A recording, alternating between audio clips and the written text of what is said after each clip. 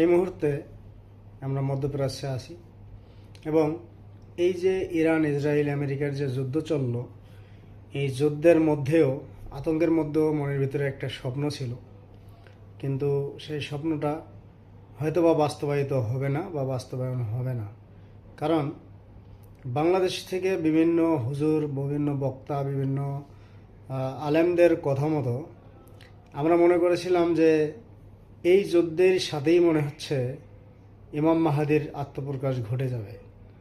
আর যদি ইমাম মাহাদির আত্মপ্রকাশ ঘটে যায়, তো আমরা যেহেতু মধ্যপ্রাচ্যে রয়েছি, খুব সহজেই ইমাম মাহাদির সঙ্গে তার দলে আমরা যোগ দিতে পারবো, আল্লাহর পথে আমরা চলতে পারবো, আল্লাহর পক্ষ নিয়ে আল্লাহর আইন, আল্লাহর কোরআন এই পৃথিবীতে প্রতিষ্ঠা করার জন্য আরেকবার যুদ্ধে ঝাঁপিয়ে পড়তে পারবো। হয়তোবা আমরা ইমাম মাহাদির সঙ্গী হতে পারবো, এই আশাটা খুব মনের ভিতরে বারবার জাগছিল। কিন্তু সেইটি আর হলো না। হঠাৎ করে যুদ্ধবিরতির ঘোষণা চলে আসলো। 2 সপ্তাহের জন্য যুদ্ধবিরতির ঘোষণা দিয়ে দিল। সম্ভবত যুদ্ধ এ পর্যন্তই শেষ, এই যুদ্ধ আর বাড়বে না।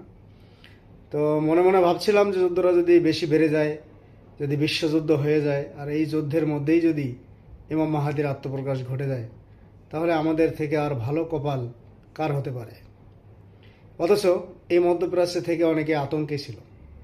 আমি কিন্তু মোটেও আতঙ্কে ছিলাম না। আমি পুরোপুরি আশা নিয়েছিলাম যে এই যুদ্ধের মাঝে যদি ইমাম মাহাদির আগমন ঘটে যায়, তাহলে তো আমার সবচেয়ে শ্রেষ্ঠ কপাল হবে আমার। কারণ আমি একেবারেই সৌদি আরবের বাউন্ডারির পাশেই রয়েছি, ফিলিস্তিনের বাউন্ডারির পাশে রয়েছি।